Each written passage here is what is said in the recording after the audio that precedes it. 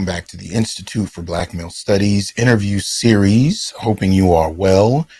Today we have the honor and privilege of interviewing a colleague of mine who I greatly respect, Dr. Travis Harris. Let me go ahead and welcome him to the stream. What's going on, man?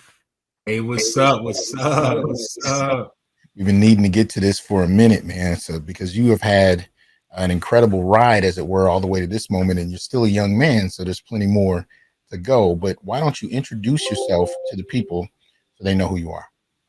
Yeah, well, I go by Hood Scholar, so I'm Dr. Travis Hood Scholar Harris. Hood Scholar comes from because first I'm a hood dude. I grew up in the hood. Shout out to 804 Holland Park, and I also have a PhD from the College of William & Mary. So I'm a scholar from the hood. Hood Scholar, Dr. Travis Hood Scholar Harris. That's me. And William & Mary is one of the oldest institutions in America. So yep, number 2, second oldest one. So let's talk about your origins. Tell us a little bit about where you come from, when you were born, and what the climax. I mean, what the context was like at that time. Yeah, so I was born in the 80s, which is crazy. I'm an 80s baby, which is wild because I don't think I ever put that together until this interview. See, I'm an 80s baby. I grew up in the inner city in Richmond, Virginia. So if you think about the stereotypes, I grew up in the jungle. It was wild. And unfortunately, I was going through the jungle without my father. So I was raised by a single mother, me and my brother raised by a single mother in the hood. So I always like to say that my life is like a movie. So you can really say that my movie starts as a child with my parents divorcing when I was 2 years old. So they divorced when I was 2. My mom takes my brother and I to the hood. We live in the hood and we live in that hood life. So everything from, drugs, watching your back. So it was also fun too, because I often go back to Richmond where I'm from. And one of the good parts about being in the hood is it was all black, right? So I didn't really see that many white people. Actually, hardly any at all.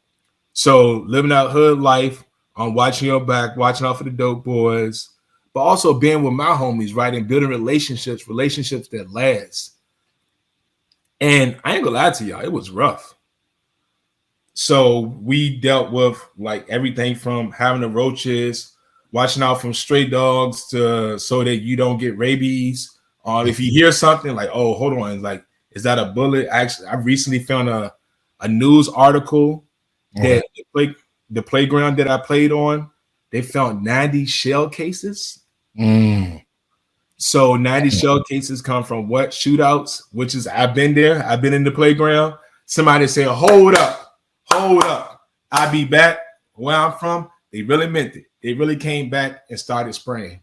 Right. So that, and then the other part, which was kind of unique to my story, because I was raised by a single mother. We actually there were times where we were homeless. So we would couch surf. We couch surf around the hood, couch surf between different family members. I would say the worst it got was when we started to squat in this house that was on the market. So this house was on the market, and because it was on the market, it didn't have all the full electricity, full utilities. So I remember warming up water, like taking some water and then actually boiling it, because I guess we didn't have heat. I also remember cooking outside on basically like making a fire and making these things what we call griddle cakes, which is almost like pancakes. But yeah, it was pretty rough, right? And then the other worst, you doing griddles outside in the middle of the city in the 1980s. Yeah, this was, and by this time we was in the 90s, so I was born in 83, and so I was a little bit older, preteens in the 90s. Right. Yeah. Okay. So tell us a little bit about how your upbringing was different from even those around you, even your boys. Like, what was the difference that ended up sending you down the road of being an activist and a scholar, as opposed to what happened to a lot of your other boys? Actually, this is a more recent development, and I've come to accept this, but I've always been different, right? I've all and Hassan, you know, I said to you, I'm just a regular dude. But as I'm reflecting over my life, there was always something different about me, and I'm accepting that. This is a very new phenomenon. But there are a couple of things that set me apart from my boys. One, even though like my homies, even though they were in the hood, at least they had one house they stayed in the hood. So just that house surfing, that couch surfing. So the longest we stayed in my grandmother's house, who was in the hood. We stayed there for, I think, 3 or 4 years. So and I can't remember if we moved anytime in between that, but the thing that set me apart was the lack of stability, that couch surfing, because I went to 5 different elementary schools, and one of them was because I was living with my aunt. Another one was because we was living in this house over in a different part of the city. And then when we finally moved to and I can't remember how I ended up getting to 5, but I think that's one thing that set me apart on the dealing with the difficult time periods. But on the other end, right, this is why I say there was something different about me. Even though we were struggling, my mother used to always say that she didn't want me to go down the path of so many other young black males. Because like I said, where I grew up, black males, black boys, usually black men, end up in one or two places, the grave or prison. So she said she did not want me to go down that path. So what she did is she started this nonprofit organization called Youth Outreach Services. So of course, because it's a nonprofit organization, that's why we struggled financially.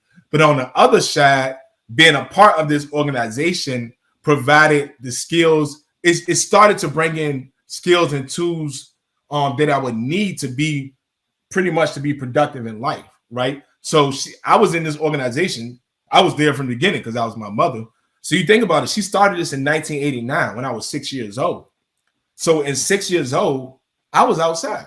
I was in community. Of course, I was just a little kid running around, but we used to do things just normal community service things like cookouts, back to school drives, just those type of things, for example. But yeah, that's one thing that set me apart. So even though I was 6 years old and we were struggling, my mom, which is pretty amazing, shout out to my mom, because we were struggling, but she was still thinking about, okay, how can I make sure that my boys are good? And if I'm thinking about how can I make sure my boys are good, then that just led to the other young black children who were in my neighborhood. And that's I can see what you mean there. But the interesting thing, when you start talking about how many elementary schools you went to, one of the first things that flashed in my mind is I was raised by a single mother too. And we know that the data suggests that, you know, it's those who raised under single mothers that, you know, grow up with the least amount of resources, you know, especially when compared to 2-parent households. So for my family, we literally moved every 2 years of my life until college. So college was the longest I had been in one place, 4 years I had ever experienced. And I remember at 2 years, I felt like switching to another college, not because there was anything wrong, but that's what you was used to. That's what I was used to. But the reason we moved was, you know, employment. She was always having to find another job and switch to something else. And so that poverty element kind of plays into this, whereas you got other communities with 2-parent households, sometimes even 2 incomes, and you can see the role that plays in stability. So, you know, I'm linking that to what you're talking about, and I'm seeing how it affects us as a generation, really. No, and I'm glad you say that, because the difficult part for me was because I was moving a lot, that instability was very difficult.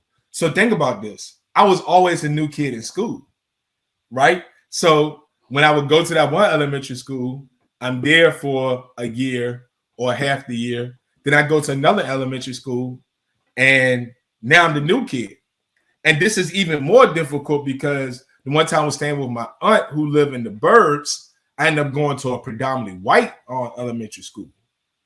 This was the first time that I experienced racism, that I knew that I was different, not just as a boy, but as a black boy. So there are 2 examples that happened. One, well, actually, And let me just say, I completely understand because my mother's work strategy was she would get jobs, but she would have us live in apartment buildings, inexpensive apartment buildings in predominantly white areas, so that we could go to a free public school that had a better quality education than in the areas that we probably normally would have been in. So I was always the new kid at school. I was always in an environment where there weren't a whole lot of black folk, and I'm dealing with racism and not really knowing what it is. So I'm completely hearing you. Well, go ahead. Yeah, this was I think this was first grade. And I remember this. So there are three distinctive stories. One, being outside on the playground, kids didn't want to play with me because I was a black boy. Two, during Valentine's Day, and this is why they had those rules now. Nobody gave me Valentine cards, which is crazy, right? Because I'm just a little kid, but I'm just like all the other little kids. And number three, there was one time I had to use the restroom, and I guess the door didn't close properly, and it accidentally opened when I was using it, and the teacher scolded me. Like, I remember this to this day. She's like, "What are you doing?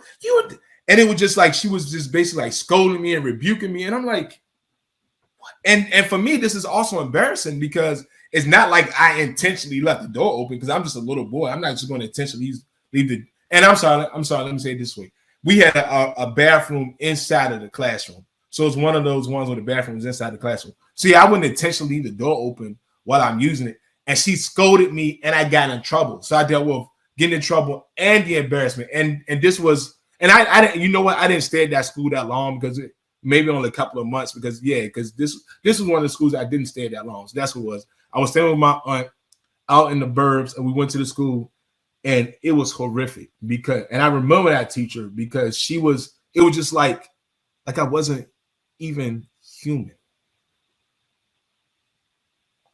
Yeah, I understand. My response in the areas I was in was to fight. So I was in fights a couple of times a week, on a regular basis. That's one of the reasons my mother had to put me in Pop Warner football. So you can put some of that testosterone somewhere, but I had rage, boy.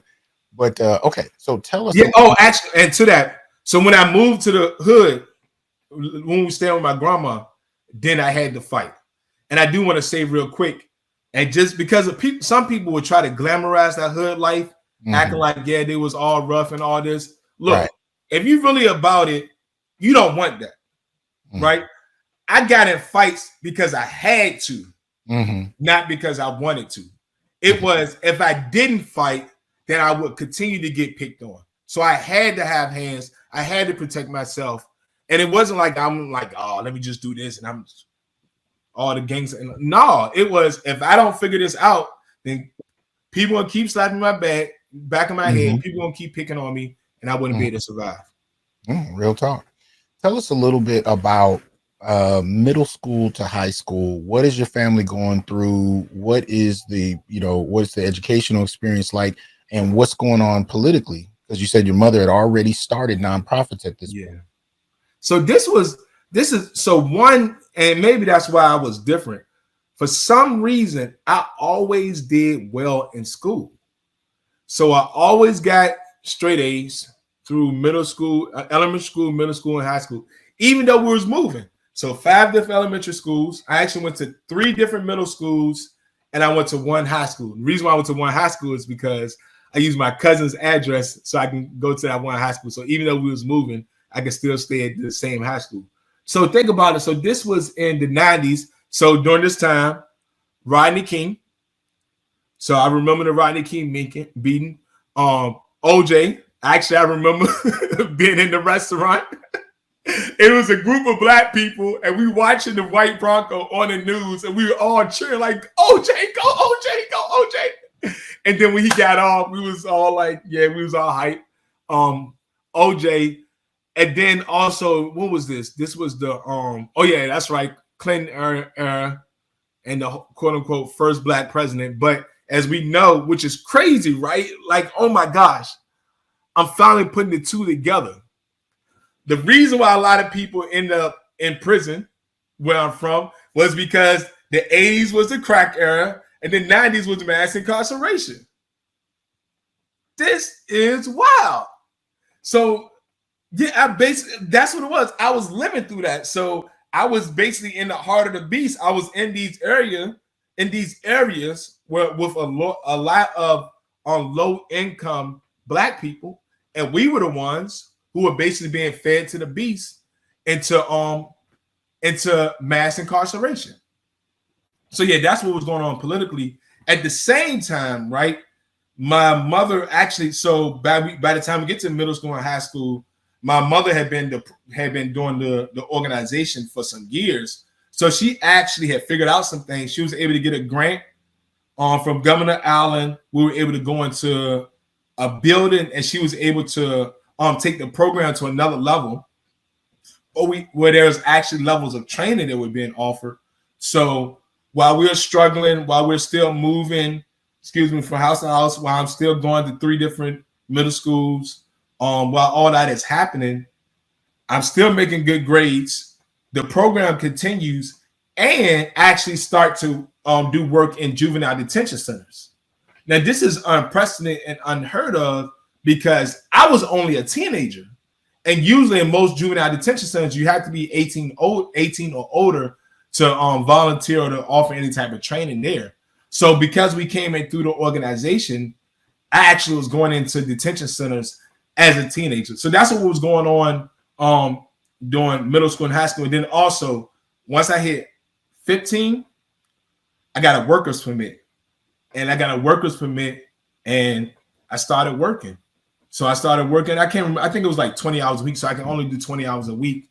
So, but that also helped with some of the stability. Because basically, once I hit 16, I was working. I made manager at 17, and I was working full-time at McDonald's.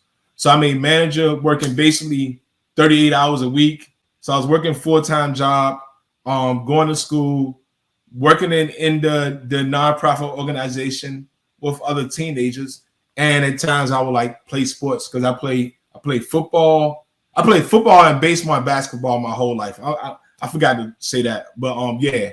I even in the hood, like actually my hood team, we won. I don't know how many championships we won, but we won we won. My hood team was real good in football and basketball. My football team, actually, we were pretty good too. So I played sports throughout that whole time. So yeah, by the time I got to high school, I played JV football and then varsity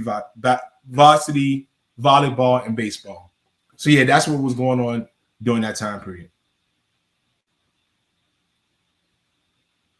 So we talking all the way through high school? Yep, all the way through high school.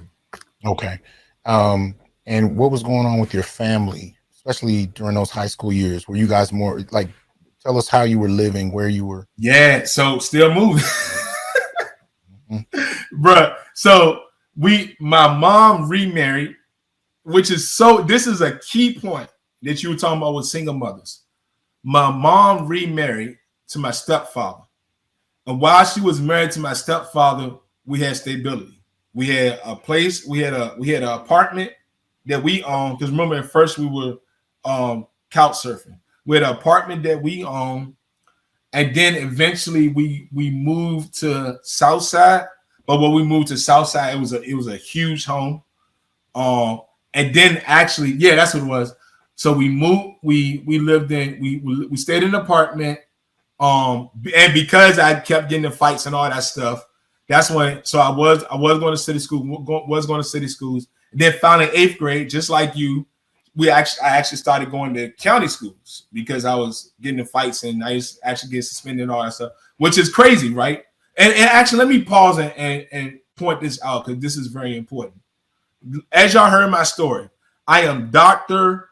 Travis Harris, which means that I am doing excellent in school. I'm excelling in school. I'm doing the best you can possibly do in school. Yet, throughout elementary school and maybe some in the middle school, I constantly getting in trouble. Now, am I getting in trouble because I'm a bad kid, or am I getting in trouble because I'm a black boy? I was getting in trouble because I was a black boy.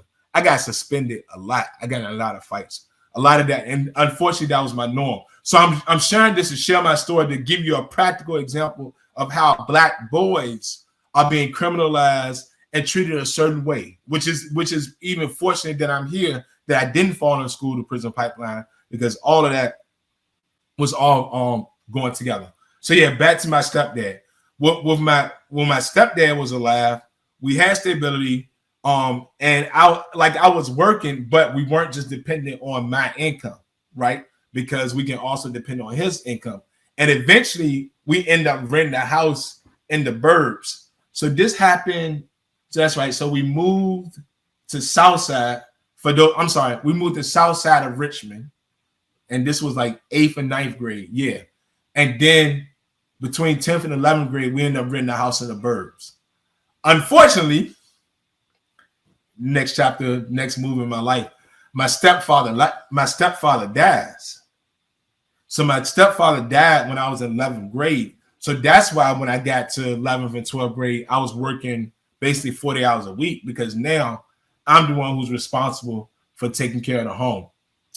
And yeah, so that's what it was. Now, was your mother still working at that point? My mother never really worked. Okay. So graduating high school, transitioning into college, what's going on at that point? Like you, that's the first I had some stability. Now, first, while I was in high school, the recruiter came and said, an Army recruiter came and said, hey, how about you just sign up, and just for the benefits of going to college, and you don't have to stay in. You can sign up, get the benefits, and then you can get out. I was like, all right, sure, I do that. And then it was like, excuse me, well, if you go to college, so then I joke and say I snuck in the University of Virginia, but I got into UVA. So at this time when I was applying to college, it was the #1 public school, ranked higher than UCA, UCLA, and all the California schools. So I get into basically this public Ivy, UVA. He's like, oh, since you're going to college, you aren't going to get because he's a recruiter, so he's telling me these lines. He's like, well, you're not going to get mobilized. You're not going to have to go to war. So you might as well go ahead and sign up all the way. So I joined the Army Reserves, 17-year-old. So after I graduated from high school, I had to go to basic training.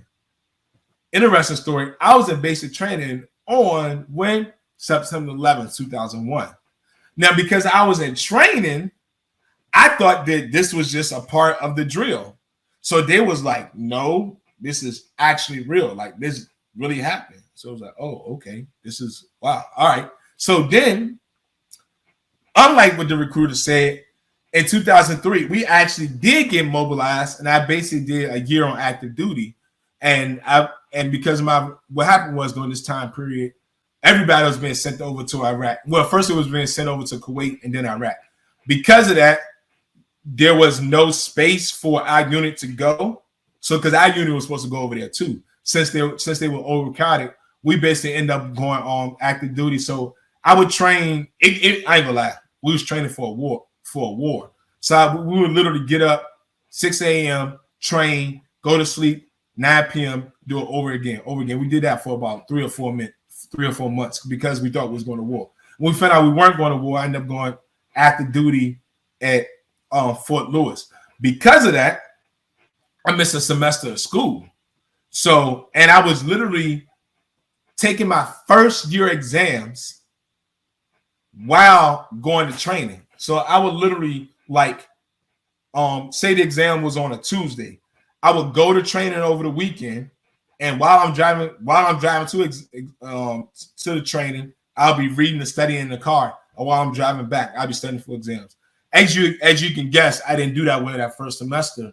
So now the next couple of semesters, I'm trying to increase my GPA, and I'm still in the Army Reserves, and I'm trying to graduate on time. So what ends up happening is I actually graduate in 3.5 years, right, from the University of Virginia, while going back and forth in the military. So I forgot I didn't even share that with you the first time, but the one good thing about, like you were saying, at least during this time period, I had some level of stability in that, hey, I'm getting my student loans, I'm getting my government, I'm getting the support from being in the military, and I was able to survive and live. Okay. So Tell us how you begin to transition into activism from this point. What goes on in your life that makes that happen? So one, because I had already been involved with activism, I knew that when I came out, I was planning to work with my mother's organization. So now the difference was going to be, now I'm a college graduate from University of Virginia, and now we'll be able to run and operate the organization more smoothly and effectively, because you have a college graduate from one of the top universities in the country. So while I was in college, that was my plan. So after I graduated, actually I did that very thing, and I started to work now in Northern Virginia. And doing this work in Northern Virginia, I went back into working in detention centers and working in Southeast DC. So now I'm working with what they call at-risk teenagers, but basically teenagers who the system is set up to fail. I'm working with these teenagers right out as a college graduate, and a couple of things happen. One, I get married. So then because of that, I moved back to Charlottesville. So then I get married, move back to Charlottesville. I'm still in the reserves, but you can say I kind of take my activism to another level. During this time period, this was the growth of a lot of these interfaith movements led by DART. So the pastor at the church that I was going to in Charlottesville actually co-started this organization called Impact, Interfaith Movement Promoting Action Together. This was a social justice organization. Now, this is huge because while I was in college, now I'm getting the language to be able to explain what I was experiencing growing up in the hood. Like, you can really say that college changed my life, because there's something about living that hood life and then reading W.B. Du Bois's Soul of Black Folks, right? When he talked about this internal striving of how can I be both Negro on one hand and American on the other, right? Because I felt that this meant something, because I experienced that internal striving myself. Then I read Carter G. Woodson and Amiri Baraka, and so college really started to give me this language. And so then after I graduated and came back to Charlottesville, I'm working in the social justice organization. And this is when I started to develop the ability to see justice being done on a larger scale, right? So now it's not just the individual acts of service, but it's like, so we actually affected the whole city. We worked on getting affordable housing for large groups of people. We worked on getting mass transportation, affordable transportation for large groups of people. We worked on getting dental care for a number of people, right? And so in this organization, it was a very you can say a very forthcoming organization where I attacked it, it was a grassroots organization, but we would literally hold public officials to the fire and say, will you do this demand that we're making in front of thousands of people? So this is also the time period where I'm speaking in front of 2,000 people. So yeah, and so I would say this would be a point where you can really see a growth in my activism work, organizing work, because now I am not only doing the individual acts of service, not only doing the community work that I had been doing, but now doing social justice work, working to make massive change at the city level. Okay. What year is this taking us to at this point? Yeah, so this is getting us all the way up to 2007, 2008. And oh, my bad. Also, this is why I'm in seminary. So wait.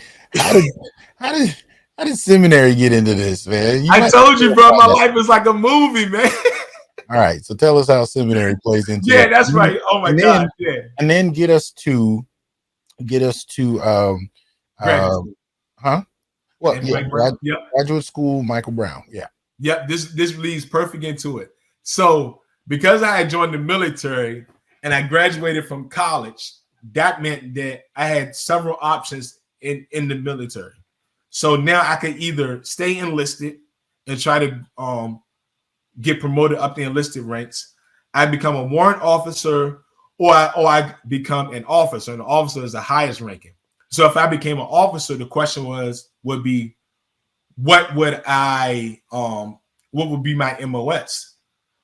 My last training, y'all remember the little slogan during the commercials, 1 weekend out the summer, 2 weeks out the year. So my last 2 weeks out the year training, we actually had some chaplains who were outside, who were with the soldiers, and who were actually effective in their ministry. So I was like, and I majored in religion as an undergraduate. So I was like, oh, I can become a chaplain. One of the requirements of becoming a chaplain is to go to seminary. So I actually joined the chaplain candidacy program in the Army Reserves. And in this chaplain candidacy program, it pretty much gives you the tools and skills necessary in order to be a chaplain. Now, if you know about being chaplaincy, right? The chaplaincy is not just in the military. It's also, you also have hospital chaplains at school, etc. So now I'm getting training on a lot of things. I'm getting training on basic psychology, on counseling, on pastoral care, all of that, right? And so, and I feel like this is like, in my mind, an underrated area of my life, because the chaplaincy training is different. Chaplaincy training is, how can we prepare you to deal with soldiers who are going into battle and risking their lives? And how can we prepare you to deal with families in which you may potentially have to give a death notice? So for me, this is why in many cases, for me, it's about life and death. So think about it. If you go back to the hood I grew up in, what did people end up in? Either grave or prison. If you're preparing for war, what happens in war? People die. So when I get to this point, it's like, and I also think about it. I had my stepdad died, my cousin died, I had family members that died. So death was pretty normal for me, right? So this training meant, and it prepared me to, okay, if we're dealing in a life or death situation, how are you going to respond? So I'm going through chaplain training requirement. Chaplain candidacy meant you got to go through seminary. While I'm in seminary, I'm basically reading like systematic theology, a lot of these big words that most people haven't heard of or pay attention to. But what happens is, some of the hip hop music that I was listening to was overlapping with what was being discussed in the courses. So, for example, there's this notion of homoousia, right? And there was these debates about who Jesus was in like the 4th, 5th, and 6th century. Was he fully God? Was he fully man? Was he on both, right? And so I'm listening to this in this rap song, this hip hop song. I'm like, hold on. They're actually hip hop artists talking about the same exact things that we're going over in my seminary classes. And so when I enter my church history class, we got to do our introduction, say, hey, tell me one interesting thing about you. I can say, yeah, I can discuss the whole movement and development of, at that time, what I was calling holy hip hop. The very first thing my church history professor says to me is, that could be a dissertation. What? I could get a PhD looking at the intersection of hip hop and religion? Oh, dope. Sign me up. So then I'm like, I want to go to a graduate program. So this is like 2010, 2011. So I applied to graduate programs. I finally get in 2014. Bam. 2014, my first year of grad school. I'm ready to move. And I'm still living in Charlottesville, ready to move to Williamsburg. August 9, 2014, we all know what happened. August 9, 2014, Michael Brown is killed by Darren Wilson. Yeah. Wow. The world paused.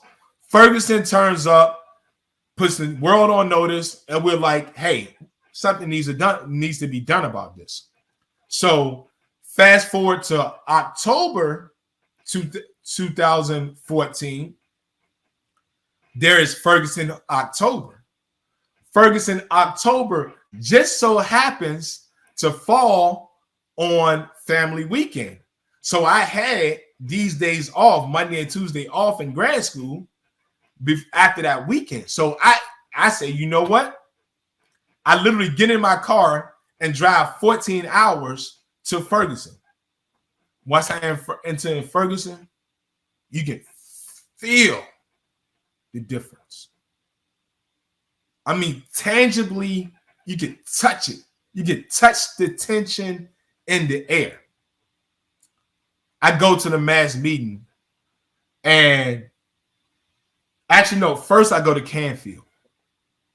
This is where Mike Brown was killed, and his body laid in the street for 4.5 hours. Also visited the church, because I went to the church where basically the police officers was raiding the supplies that they were giving out to people who was fighting on the front lines. And then I went to this mass meeting where everybody was there with Cornel West and all those people.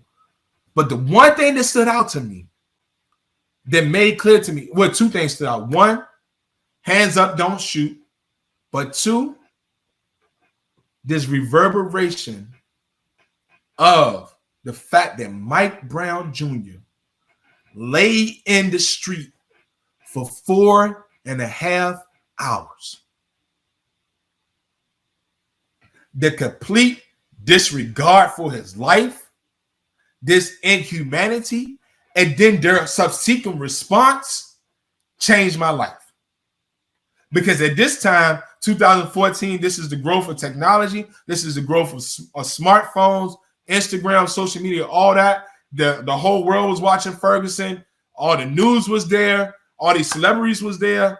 And the people of Ferguson said, we don't care about none of that. Only thing we want is to get justice for Mike Brown. And only thing we want is freedom. What do we want? Freedom. When do we want it? Now. Mike Brown means we got to fight back. Mike Brown means we got to fight back. Mike Brown means we got to fight back. And this changed my life. Now, let's be clear. I have been outside since I was 6 years old. I was in the community. I was doing the back to school drives. I was going into the detention center. I was working with social justice organizations, bringing change at a city level. But being there and experiencing that Ferguson freedom fire lit a fire inside of me that I wanted to do what it took to get free. So in response to that, one of the things you did is develop your own chapter of Black Lives Matter. Tell us how that was received and what took place from there. So initially, right? So this is how a lot of the Black Lives Matter chapter started. So when a lot of people came to that Ferguson October, basically from all over the world, you can really see all over the country, but all over the world, right? So a lot of people come, and a lot of us from Ferguson October go back to our respective cities and start BLM chapters. We start both official chapters like BLM DC and unofficial chapters like mine, which was a BLM Williamsburg. Now, initially, I actually led what they said. Oh, okay, so this was in October. So then remember the decision on whether they were going to indict Darren Wilson came out in November. And because I went to Ferguson, I made all these connections with people, with all these organizers, basically from all over the country. And we said that if Darren Wilson is not indicted, then we are going to rise up all over the country. So we pre-planned this. And once the non-indictment hit, I led a protest in Williamsburg. So to answer your question, initially, the response was huge. They said that I had a minimum of 200 people. They said this was the biggest protest that they had ever witnessed, I guess, in relative recent history in Williamsburg. And this was college students. And what it was because we had checkpoints for where you can go to a protest. So I had people as far east as Virginia Beach and as far as west and maybe some people from Richmond, all coming to Williamsburg to the protest. So initially with the protest, it was huge.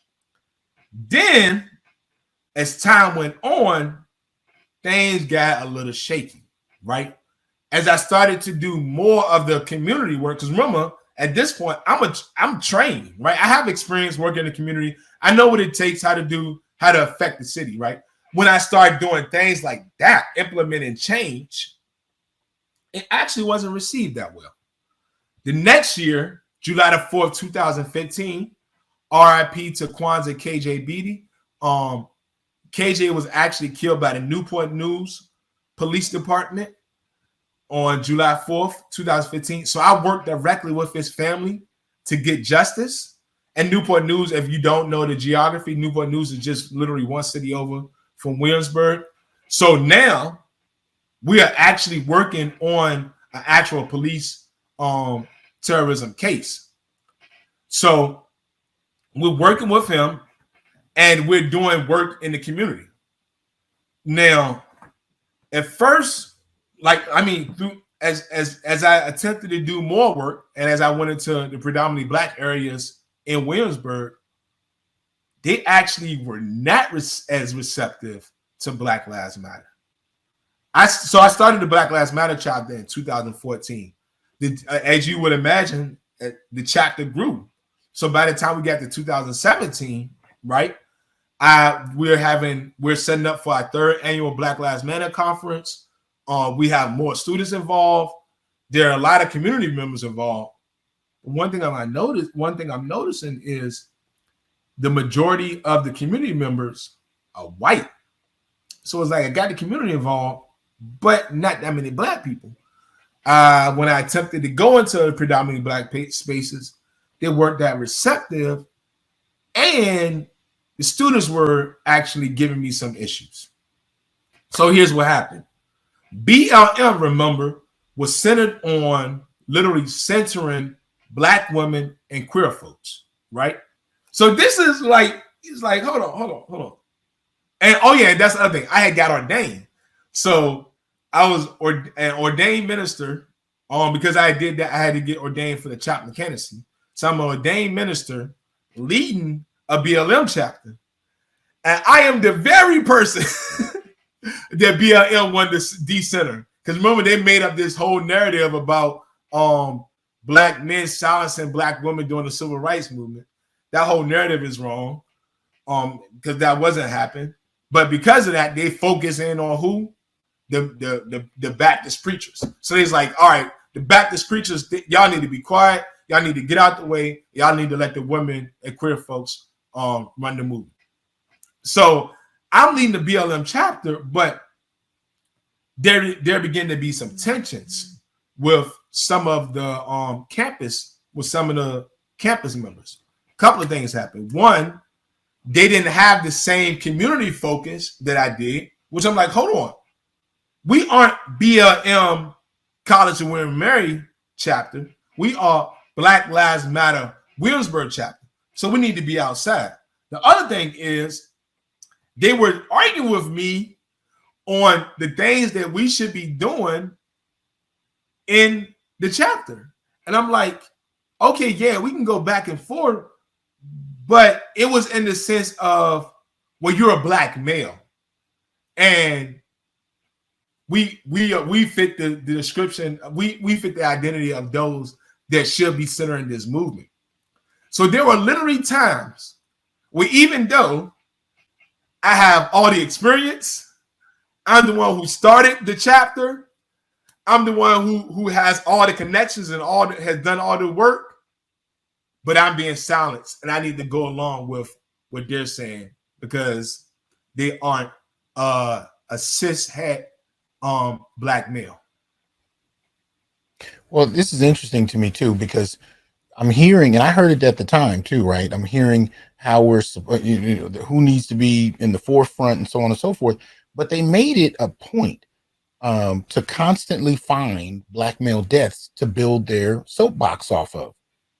Talk a little bit about what that was like internal to BLM and BLM's actual, kind of ongoing treatment of Black men in the organization who were trying to do what you were doing. take positions of local leadership but still be affiliated with the national movement? But it was almost surreal. It was like this cognitive dissonance in the sense that Mike Brown, and then by this time we had Freddie Gray, and I'm trying to remember. Eric Crawford, Sterling, a couple other well-known cases, right? In addition to the local ones that people didn't know about. It's like it was almost as if they were no longer black males, or them being black men were separate from the rest of us, right? So it's like it was as if Mike Brown Jr. was Mike Brown Jr., not a black male. So that's one thing. But then it was like they were so committed to the ideology that the ideology of needing to center, of needing to decenter black men, that ideology in many ways trumped pragmatism and what was going to actually happen, what could potentially happen on the ground. So yeah, that kind of gets at it. And then, right, and another thing that your question gets to, and I should have said this in the first part, a lot of the black men, the young black male students, they weren't as involved on campus, right? So on campus, they weren't as involved. It was easy to get, of course, a black woman and the queer folks. And I'll be honest, right? I remember thinking, like, why aren't these like black men getting involved? Like, what's going on? And then after kind of the conversation with you, reflecting on it, like maybe it's more so about the ideology of BLM that was pushing them away. Then like it was more so like the question I was asking: is it that they don't want to get involved, they don't want to do the work, or is it that they didn't feel welcome in these spaces that would be more welcoming to their contributions? Had you had an opportunity to actually have conversations with other black men who were doing what you were doing in BLM? So I talked to some of them, and I remember I was trying to get them to go to the because we had this one protest we were going to do during a halftime game during homecoming. Somebody actually snitched on us. So COINTELPRO and all that stuff is real because they knew that we were going to do it. Excuse me. Before we did it, so they didn't want to do that. And then I can't remember. I think that's one of the few. I didn't actually. Now that you say that, I didn't have that many conversations with them because it was more. Because also remember this too. At this time, I have 2 children. Yeah. And I'm a graduate student. Yeah. But so help me with this though. I'm gonna give you. Calling it a theory is a bit much. I'm gonna give you my low key opinion of what I think was going on amongst black men who were trying to take leadership positions and getting this pushback. I think on one level, because I used to wonder why the brothers didn't organize in BLM. And when I think about it, one of the main reasons I think is that based on the legacy of activism in the black community, we had really never seen a feminist-led kind of coup take place in black activism, where you have black males dying, you have people who are using cameras and social media to gain attention, but then baiting and switching the discussion from those deaths to other issues. We had not really seen that happen on such a wide scale in that way. And my assumption is that a lot of brothers, one, didn't know how to handle it, and 2, may have even underestimated the scope of how bad it was. Maybe thinking it was just their local area or something like that. But it took black men several years to step back and really look at BLM and look through that website and say, wait a minute, because I attended BLM meetings. I watched black men be marched out and be told that they couldn't speak. I watched them have people stand up and pull and time them to tell them you only have this long to talk when women and LGBTs can continue to go on. I watched this happen, and yet and still, the primary groups that they focused on in terms of injustice and especially unjust murder and homicide were the same heterosexual black males that they were telling to be silent. So you tell me, do you think those things played a role? Actually, that was a real good question, because 2 points that question and in that response made me think of. Number one, you were exactly right in your response when the second one, what we didn't know is that bad, because since then, and I'm fast forward to the present day, I've talked with other black men who were like me, who had either started an unofficial chapter or were involved with BLM in some capacity. And they actually shared that they had very similar experiences that I had. And so this confirms, that means that if that's another person who had the same exact experiences I had it. And you also saw this on where they were given time period, where they're being timed for when they can talk. That means that this is happening, because he was either, because I'm on the East Coast, you're on the West Coast, and he's somewhere in between. That means from East Coast to West Coast, this is happening to black men. And actually, I'm glad you said this. And I just want to do a side note to myself. I need to talk to him, and maybe we need to have him on the show so he can share his story, because this is what's happening to many black men. At the time, we don't know, because this is why. So you got to remember, what happened was, it was the Ferguson people. Remember that Ferguson fire that was burning? It was the Ferguson fire that so many people had latched on to. BLM hatched onto that, right? BLM was actually pretty smooth with this, right? How they were able to take that same Ferguson energy, present it to the masses as BLM. Yeah. So the masses, right? Yeah. They're thinking that we are getting involved with the movement. And you also got to remember, like, this was one time that we said, you know what? We can all agree that Black Lives Matter. Yeah. And there were even times period where people say, you know what?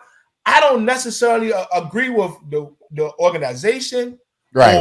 Because remember, during that time period, they said they're not an organization. They were a movement, right? We didn't know all the underhanding they was doing. So it's like, we not going along with the organization. We see the stuff on the website. We don't care about that. This is one thing that all of us all around the world could agree on. Mm-hmm. Black Lives Matter. So it's like, you know what? Let's come together over this. So that's what drew people in. But also remember, from the outside, you know what I mean? Because I was on the outside. I couldn't afford to go to Ferguson at that time. I'm a single father. I'm at home. I wanted to go, but I couldn't. So that said, I'm looking at this through media like most people were. Yeah. One of the things that I noticed is when I first started hearing Black Lives Matter, I thought it was just a new chant. I didn't know it was an organization. I would argue most people didn't know it was a formal organization. It really came about at the death of Trayvon Martin, if I remember correctly. But I didn't know it was an organization even then. So when because remember the chant before that, one of them was "Hands Up, Don't Shoot." And so on TV and even in marches here in Fresno, I'm hearing people say "Hands up, don't shoot." I'm seeing people doing demonstrations. Remember, they were doing die-ins. People were just lying dead in random places. Yeah, I'm seeing that, and then all of a sudden, I hear people chanting "Black Lives Matter." So I'm not thinking organization. I'm thinking this is the evolution of the various chants and of the movement. So I'm thinking that's what it is. And then by the time you hear it's an organization, it's like, okay. You know what I mean? Like, you've been bamboozled. You've been hoodwinked. Yes, but even then, I mean, I was just quoting Malcolm X. No. Yeah. I hear you. I'm saying even when I found out it was an organization, I still didn't take it as a problem. I didn't even take it as bamboozled. I just figured, you know, I've seen organizations over the decades advocating for the Black community. This is just a new one. This is just, you know, they happen to be named Black Lives Matter. I didn't think anything of it. I thought this is a continuation of an ongoing protracted struggle that's been going on for centuries, protesting against injustice toward the Black community. So I didn't think nothing of that, even when I heard it was an organization. It was actually, now I'm watching TV and I'm watching social media, and I started to see more and more of these college educated women that are coming into Ferguson. And then I'm starting to see more of this certain generation of activists who have a very particular type of style who are tweeting this on Black Twitter. And I'm just kind of like, something's weird here. And it took until Darren Seals before I was like, oh, okay, I'm starting to see some of the tensions on the street level in Ferguson. Can you talk a little bit about what kind of things were happening on the ground and Darren Seals? Yeah, so actually two things. One, I want to go back to something you had brought up earlier. And I was and this is going to help you understand how they could do this work on behalf of Black men while still decentering Black men. So I was in this conversation with this one Black woman, and she was working on she was trying to flex, acting like she was doing something. And she shared her story of how she was working on this death row case of this Black man. I paused because I want to give you a trigger warning, like some type of warning about what I'm about to say next. All right. So while we were going back and forth about her work on this Black man who was facing death row, what she argued with me about was how she was treated by other Black men in the organization she was working with. So let this sink in.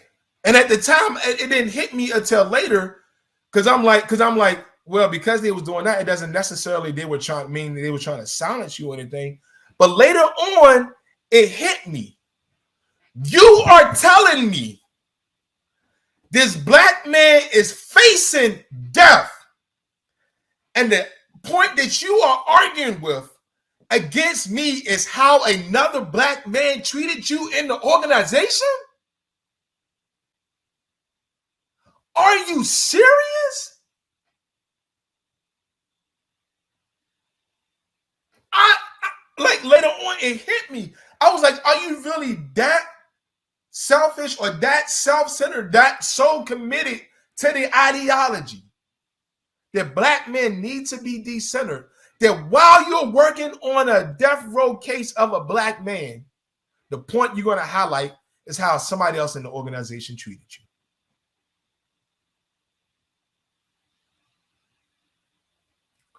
So that right there explains how they could say they are fighting for Black men, doing these things for Black men, but at the same time decenter Black men. So on the ground, number one, let me tell you this. Of course, Darren Seals was right, but let me tell you a couple of reasons. Number one, all these people who came to Ferguson don't mean that they were actually outside. I can tell you with 100% for a fact that the three BLM founders, Opal, Patrice, they were not outside, right? There's a difference between being outside and being outside and outside. Now, and you heard me say this, but for others who never heard this before, there's always two protest crowds. There's the protest crowds during the day and the protest crowds during the night. The protest crowds during the day are the ones that you see on TV, who's kumbaya, who's holding hands. They basically we basically later on said they're the ones having a parade because they ain't walking around in circles, right? Now the protest crowd at night are the ones who are being arrested, dealing with the tear gas, dealing with the rubber bullets. And you saw that if you watched the live feeds, right? Now, a lot of those ones who you respond to us on Twitter, they weren't outside at night. They weren't getting tear gas. They weren't getting hit by rubber bullets. They weren't dealing with all of that, right? They weren't standing in front of the police. That's a whole different crowd. They don't know how it is to put milk in your eyes or to have that stuff to stay in your system for weeks, right? So for me, there's levels to this. And so because I was outside, I was there, I noticed, but what they can do is they can present to the world as if they were outside and as if they were doing this work. But really, they were there. They actually was the opposite of what had changed my life. They were there to take pictures. Think about this. Y'all seen this. I'm sure y'all seen a high resolution photo of a black dude with a blue vest getting arrested. How in the world, if you really doing the work, did the camera person get right there at the right time for that photo shot, for that photo op? Because they didn't get there at the right time because it was playing. So yeah, that's what D Seals was talking about, right? D Seals, and that's the other thing. RIP to D Seals and shout out to D Seals. D Seals figured this out on day one. Actually, and for y'all don't know, shout out to Mama Julia. She used to be in our organization, the IBFA, which I'm gonna talk about later. She figured it out from day one too, right? There were people on the ground in Ferguson who knew that BLM was full of it, and D Seals was one of them. And he actually started to call it out. And I don't think it's a coincidence that based on his work on the ground, because he was a hood dude, he knew how to organize. He was getting, and that's the thing, right? This dude, this brother was cold, right? Because he was a hood dude, he was a street dude, and because he was basically started to get in the movement, he was able to bring the street dudes out, the hood dudes out, bring them out, get them involved, and the people who was in the movement. And it was like, you know what? We can't let this brother live. We got to kill him. And he was calling out BLM.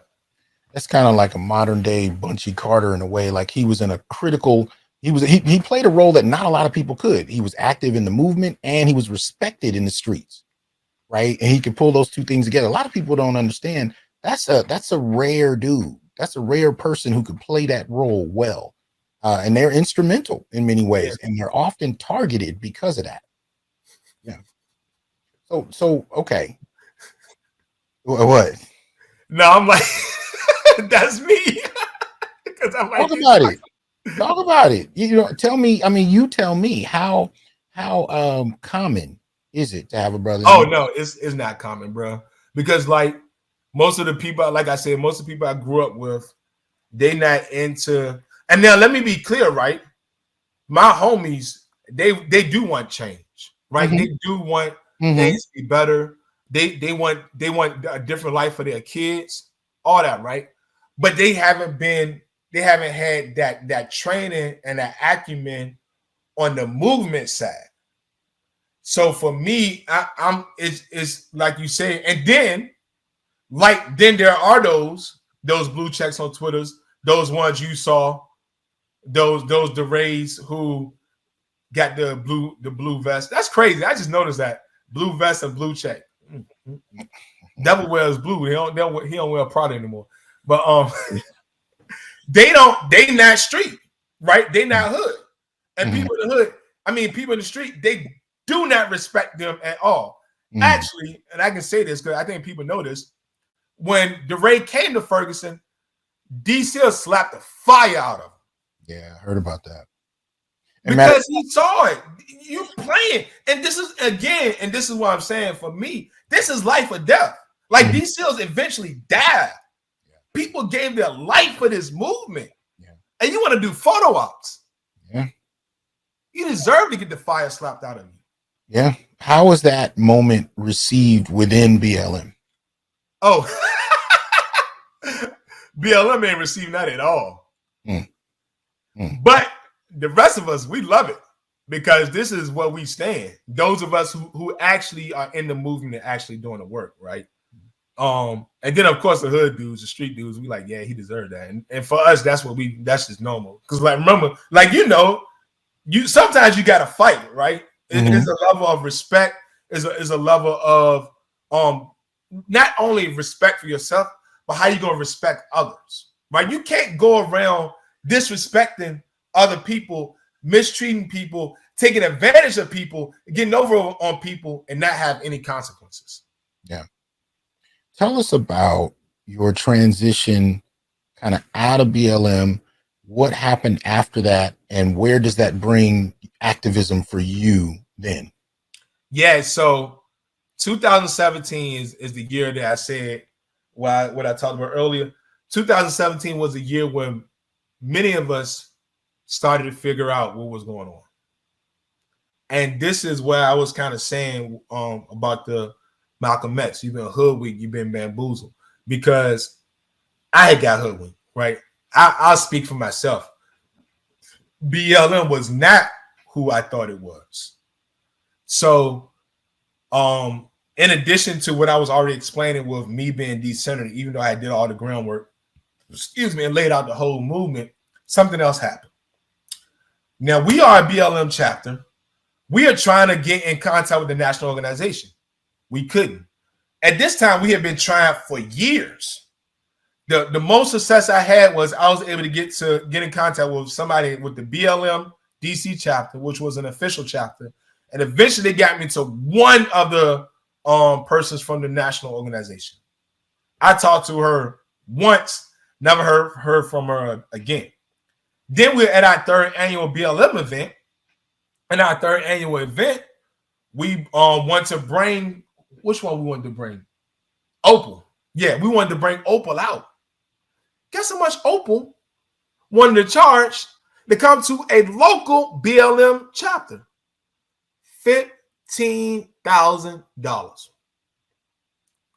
15 G's.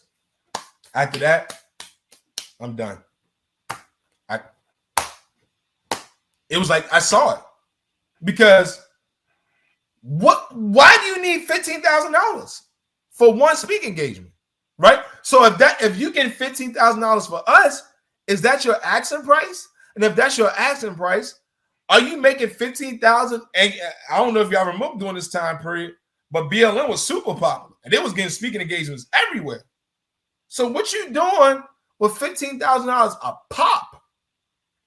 And this is in addition to all those donations people was making to BLM. And we were a local BLM chapter. So after that, I was done. I actually linked up, reunited with somebody from Ferguson, and they had started an International Black Freedom Alliance, IBFA. So I joined the IBFA. So now I'm involved with a worldwide organization that's fighting for Black people all over the world.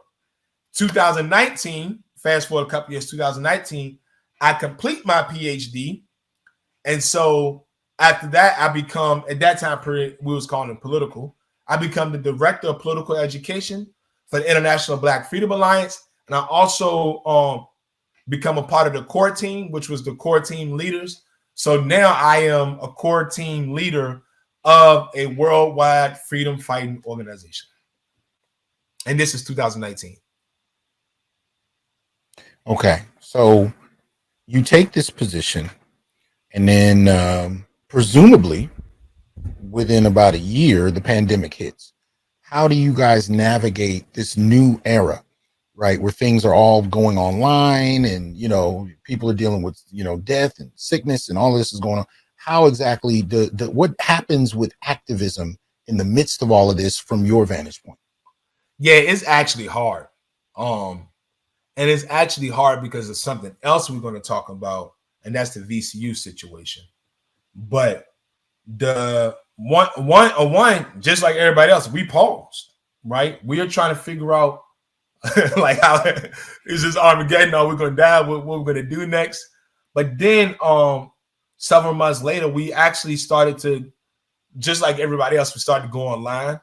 So now we're doing more online meetings, online events. Eventually, we develop a Kwanzaa celebration that we have online. And we also, oh yeah, that's what it was. We started, and it's crazy how this worked. And that's why these interviews are good. We started to focus more on Black health. And this is when we started to realize how important Black health is to Black freedom. And now we say that Black health is foundational to Black freedom, because what we realized on this time period is that so many of our people are ill, have health issues, or are sick, and they are living out of, making decisions out of, and acting out of this sickness. For me too, and we're going to talk about this on the academic side, but I started to realize not just with Black people, but the issues that Black men are dealing with, right? Because with Black men, with Black male health, I say this now, and I'm sorry I'm jumping too for it. We can come back to this when you want to, but Black men suffer two ways: silently and unknowingly. So let's bring this all together. If Black men are unknowingly suffering, that means that they are acting out of their own unknown suffer, of their unknown pain, of their unknown struggle. But then some of their actions that are harmful being judged for the harmful actions. But at no point is there emphasis on Black man healing. So that's what I started to focus on with my work, specifically from with focusing on Black men. And that comes out of the work with the organization in the pandemic. You did some work around fathers, Black fathers in particular situations. You want to go into some depth about that? So 2019 is a VCU situation. Okay, go ahead. So because the Black fathers was last year. So you can really have, so the birth of Hood Scholar is 2019, because 2019, as I mentioned, I left BLM in 2017. I am now a part of the International Black Freedom Alliance. And 2019, I was fortunate, just like in undergrad when I did my degree in 3.5 years, I set a record at the College of William & Mary, the American Studies PhD program, MA PhD program, and I completed in 5 years. I was the fastest person to go through both the MA PhD program who's ever gone through that program, which is amazing, right? For me, it's humbling. I'm grateful. But think about it. I'm the same little boy who was squatting in a house and who didn't have all the utilities and who was just trying to survive and make it. That little boy who didn't have his father, who was fighting to survive, because if he didn't fight, he's going to continue to get picked on, right?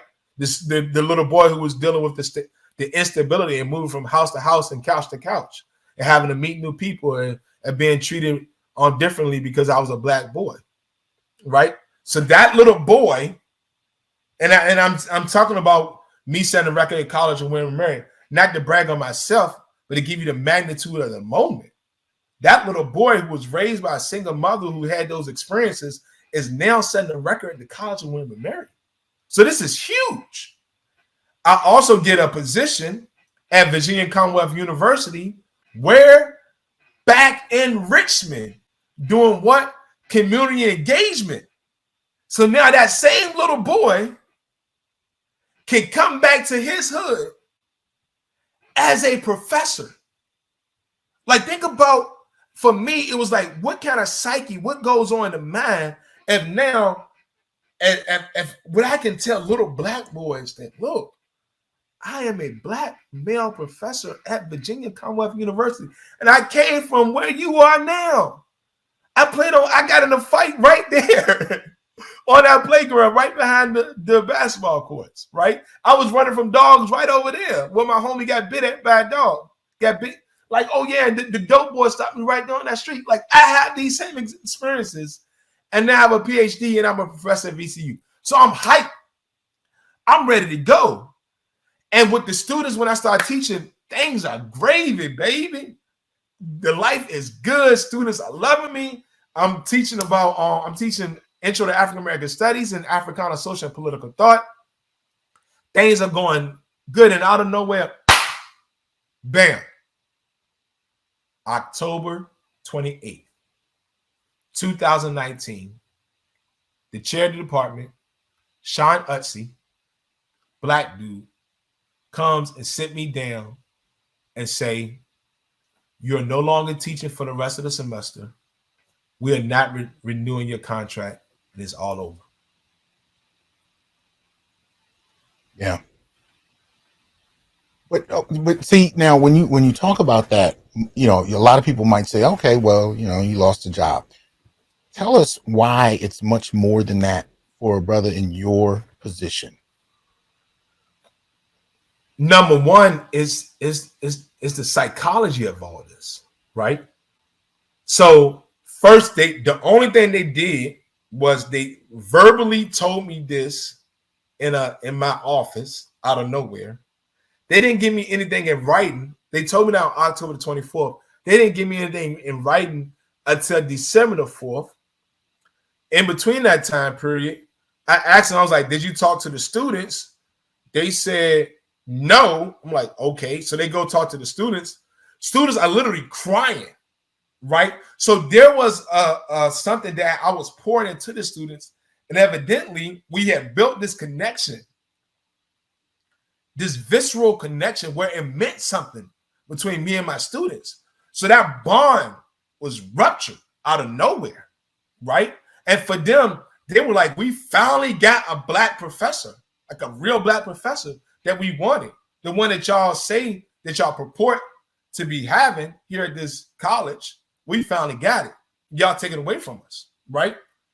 So that's one. And then when they finally gave me something in writing on December the 4th, it said that I was unsafe to the students. And so now those age-long white supremacist tropes of the black male beast is manifested in such a way that they represented me. They treated me as if I was going to cause harm to my students. That's one of the things that was so painful, because I wasn't an ape. I wasn't the next link on a great chain of being, right? I wasn't harmful and vicious and predatory. And according to the students, I was exactly the opposite, because they felt safety and security and this level of self-identity that I helped them to develop. So number one, the reason why that was so painful was because it treated me inhumane. Just like they just let Mike Brown's body lay in the street for 4.5 hours. It's like, here I am, just another black male who wasn't even fully human. And that hurt. And that hurt deep, because I had literally just came off the mountaintop. I was thinking, I'm not just that little snotty nose hood boy, right? I could actually be great. And so just in a moment, that was ripped away. And then number two, the other reason why, actually, and this is why my situation was unique and different, because this happened October 2019. The pandemic hits March 2020. So now, right, look at the opportunities, the job prospects, all that is gone.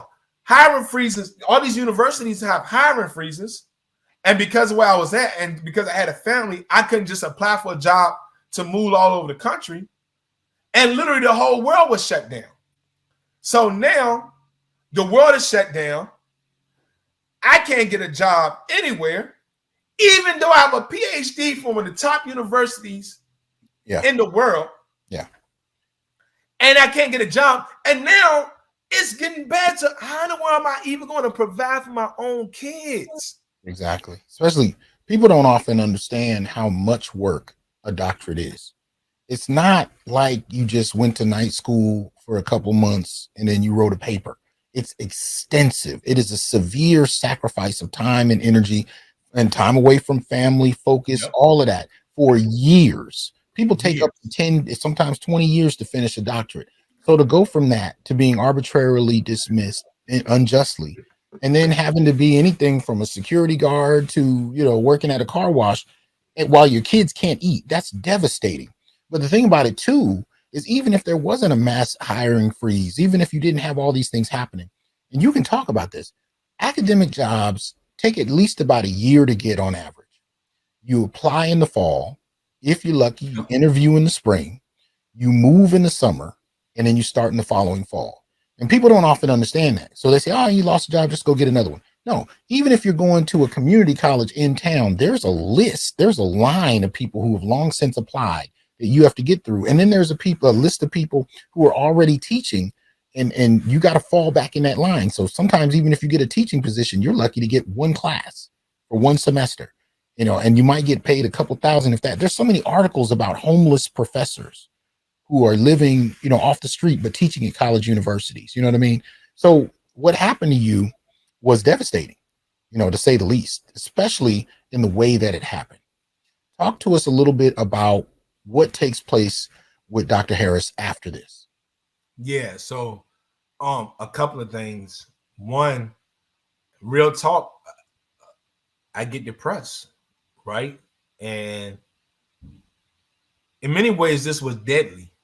So while I was going through this situation, I filed with the internal VCU's equity office, and the advice I was given by legal advice was you have to go through all internal measures.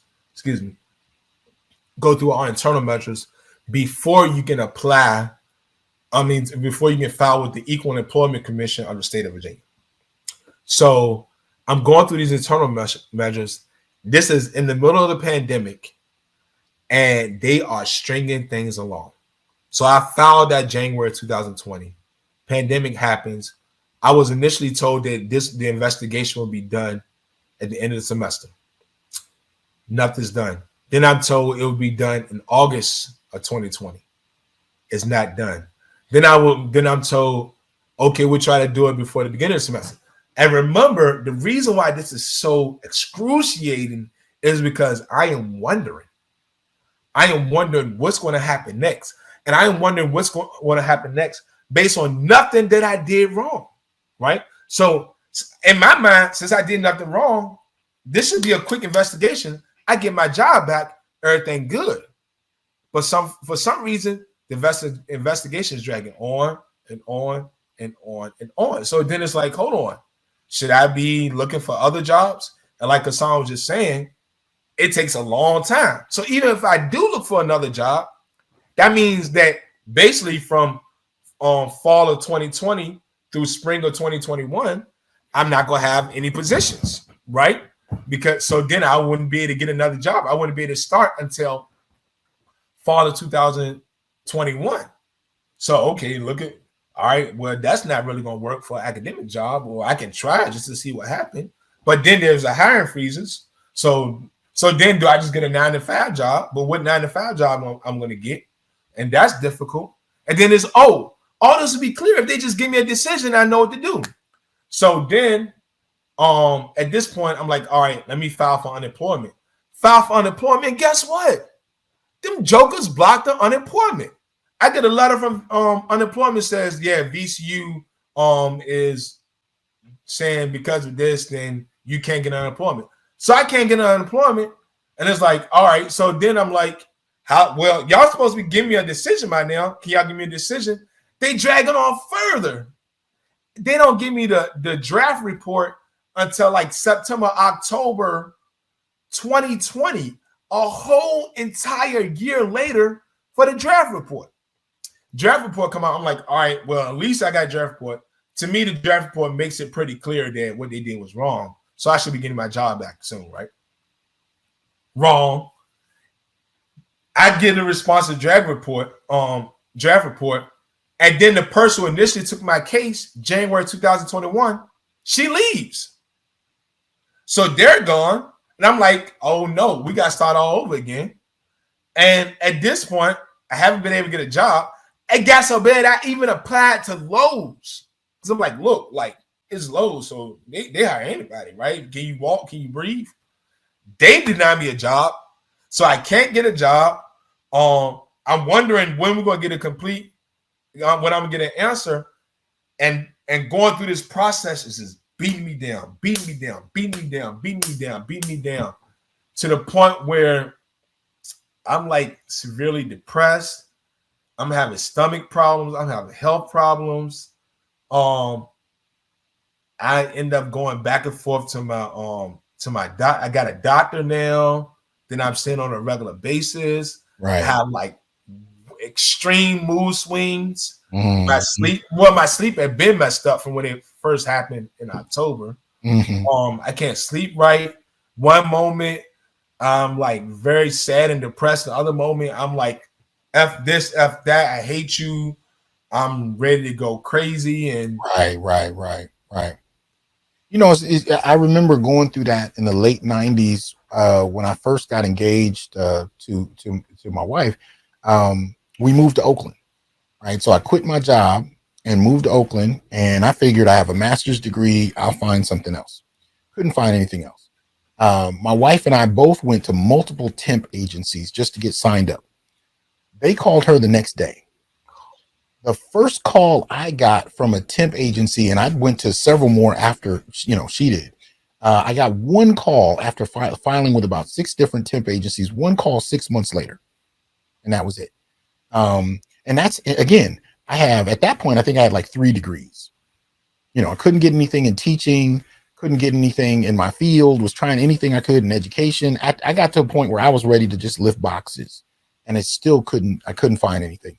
So if that's happening to brothers that have paperwork and degrees, what's happening to the average cat? What's happening to the everyday cat? Right. And people wonder why Black men are so underemployed, or Black men are sometimes severely depressed, because I was severely depressed as well, behind not being able to support a fiance with 3 degrees. She had an AA degree, meaning she got a 2-year degree in a community college and was able to get a job in a couple of days. That's crazy. I got 3 degrees, graduate degrees.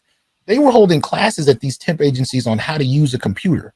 I had already, so it was frustrating. It was depressing, all of that. And people wonder why Black men snap sometimes. But the point I'm getting at too is we also get blamed for not working hard enough to find jobs, not being interested in working. No, when you're experiencing a level of pushback from society in a way that no other demographic deals with, because again, if we go and we look at this whole question of outgroup treatment, right? Something that we hear a number of scholars dealing with, from Dr. Tommy Curry to others, the treatment of outgroup males in a given society. When that gets to such a severe point that no one else can even identify with it, and then even within your own community, Black men themselves are blamed rather than even the community understanding what exactly Black men are up against, which I think is reflected in your story on BLM, if nowhere else. It's of course it's depressing.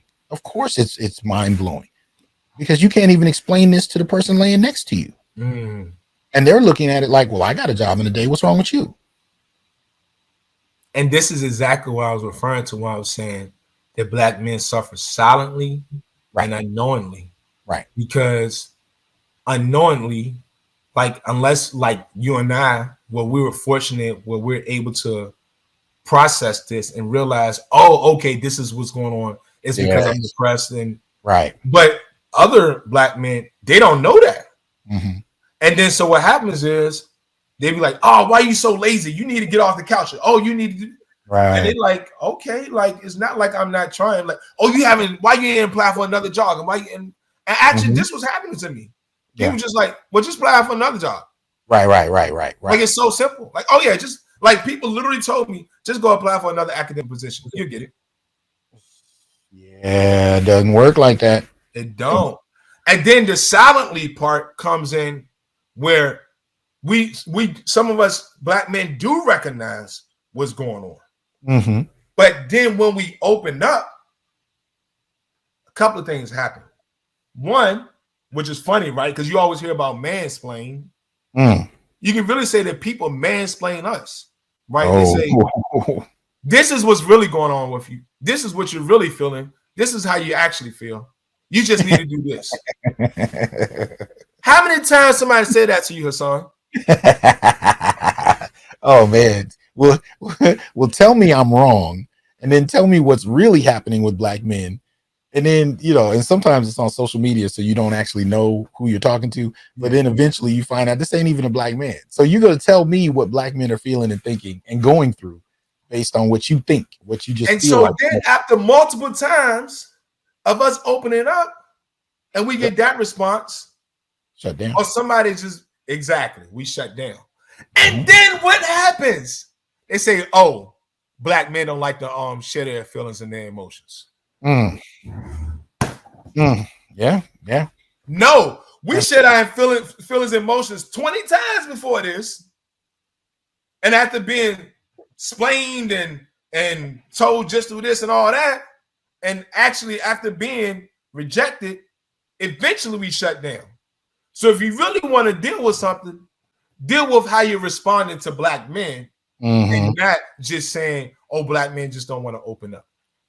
Yeah, if black men are going to be punished socially for doing so, it's not going to go well. And this is rhetoric we've heard since the 1980s, right? That men need to open up, they fear commitment, they fear revealing what's on their minds and what they're feeling emotionally.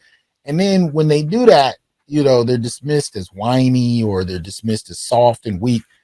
Black men's response from there, bro, it's bad now. It's pretty homophobic now. They just saying you just being gay. Yeah. Yeah. And then after that, don't understand the silence that black men begin to exude. So yeah, absolutely. So okay, still in the pandemic, still going on. What happens from there in terms of the work you're doing? So I don't get a job at Lowe's. I'm trying to survive. I'm trying to move bills around. And bro, part of this is right. I don't have an end to the story because I'm still dealing with it today. Right, I'm still backed up on a lot of my bills. And actually, this is a point I want to take my time because I want people to catch this point. There is, how we think about residual income, where you get passive income, you do this work, you let it set, and then later, still sometime later, you're reaping the benefits. You're still getting paid from it. We need to think about trauma. We need to think about trauma in the same way. There's residual trauma. So even though this happened, because I call it dispossession, I'm a scholar of dispossession. Even though I was forcibly removed and unjustly removed from teaching on October the 28th, 2019, I am feeling the residual effects of the trauma today. My money, my bank account is still jacked up because since I couldn't get a job, even though I tried, the bills just kept adding up and it just kept adding up and kept adding up. Eventually, I get like a teaching position at this middle school because we're still in the pandemic. And this was February. Yeah, this was 2021. We're still in the pandemic, and you had to go in person. So, people didn't want to go in person. They wanted to stay home. They wanted to teach remotely. So I was like, I don't got no other option. I'll take the job. So at this point, I start teaching. I finally get the middle school teaching position, and that helps because at least I have some money coming in. It's not much because it's just a middle school teacher position through the end of the year. At least I have some money coming in. And also I guess the more people, the pandemic is letting up more, but then something devastating happens. April 2021, I found out I hear back from the internal investigation from VCU. And they say that they found no wrongdoing and that the African American Studies Department was justified in removing me from teaching. I still remember this day like it was yesterday because I was inside the school and I just found a place where I can just hide and cry because I just broke down. Because that ruling said that although they stereotyped me as if I was inhumane and beastly, the ruling said that they were right. So now this isn't just a theory. I was literally unsafe to the students. Even though I actually wasn't, even though the students had to sit in and protested in the president's office for me to get my job back, even though all the evidence that they provided about what I did wrong was false and they lied, and I have evidence to counteract that, all that stuff didn't matter. They were justified in removing me because I was unsafe to the students. So I go ahead and attempt to file with the Virginia Equal Employment Commission. And then I discovered that I actually was supposed to file with them back on October the 28th, 2019. How in the world was I supposed to know that? Right? How in the world was, and then I was like, well, can I get an extension for the pandemic? It was like, oh no, we're still working through the pandemic. What? Who knew that the Equal Employment Commission was still active? The whole entire world was shut down. And then the fact she said it so just like everybody knew that the Equal Employment Commission was still working during the pandemic. So there was literally nothing I could do about it. So then I'm working at the middle school job, and I'm just looking at myself what am I doing? What am I doing in my life? I'm working as a middle school teacher. I literally was just a couple of years ago giving a lecture at Cambridge in the UK. Now I'm teaching middle school students. On the other hand, I really enjoyed teaching middle school students. It was a dope experience. I love working with them. But just this point in my life, and then I'm being disrespected because even though I'm Dr. Harris with a PhD from the College of William and Mary, I'm still a black male being disrespected by other faculty members and by the assistant principal. So fast forward, I try to get a job back in the middle school. There's no positions available. So basically, bills are piling up. And I don't want to say too much about this, but that thing literally affected every area of my life. It even affected my marriage. So that's another part that people don't even realize that. Because even when I was in counseling one time, the counselor was like, yeah, how much did this affect your marriage? So that October 28th literally changed my life because it affected every single area of my life, my finances, my emotional, my physical well-being, my marriage, all that. So now I'm trying to survive through a pandemic, take care of my family, get a job with very few options available. So things are so low that basically near the end of last year, I started working security at a resort.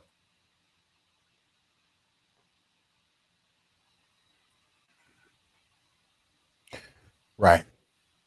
And yet, in the midst of all of that, one of the things that I've always been blown away by you in terms of is you'll be grappling with that, and then you'll still be doing activist work. You know what I mean? It might be, making sure people have everything from water to tampons at a protest. Yeah. Or again, the work you've done with Black fathers, and I still want you to. Oh yeah, so yeah, that's. But I'm saying you're doing this. But I'm saying you're doing this in the midst of everything you're grappling with, which is something I think a lot of Black men do and don't get credit for. But go ahead. Yeah, so the movement work continued, which is crazy. It's like when I was a kid, how we were still trying to help people while we were struggling. So on the movement side, IBFA is actually continuing, is actually growing. I am now the director. By the time we get to 2020, I'm the director of Black Revolutionary Education, because for me, and what the VCU situation helped me see is that political education is just like that black chair, right? Because I was in a Black Studies department. The chair who played a role in my removal was Black. The associate dean of faculty was Black. So, and he wrote articles on racism, psychology of Black racism, right? So just because you have an intellectual understanding of things don't means that when the rubber actually hits the road and it comes to implementing and practicing it, that you would. He actually did the opposite. He actually pushed white supremacy. So then we was like, all right, I developed this notion of revolutionary education, which is education on purpose. Education where you're doing something where you're actually applying the knowledge to getting Black people free. So once George Floyd happens, we actually go out, my organization, we actually go out to Minneapolis. So what we do, and this is when I started to see more of the day and night crowd now and all that, because this is when I had my you can really say Ferguson moment, but my frontline experience. So we're out in Minneapolis. I was outside during the day, and I was outside during the night. Some people who were there during the day were not there in the night. And so, yes, I was there firsthand. Y'all probably saw it on the news when the buildings was burning and there was an uprising in the city. I was outside there. I got hit with tear gas that stays in your system for a couple of weeks, which was even more difficult for me because this was in the pandemic. So I'm like, oh, shoot, like, do I have COVID? And I'm like, because my breathing is all messed up. Actually, there's somebody who I work with who developed cancer from the tear gas, right? Which is crazy. You never hear those stories. You never hear how there are people who develop cancer for tear gas, but you hear the people. This is kind of off topic, but they say, "Oh, what they doing outside?" and they need this is unconstitutional, all that stuff.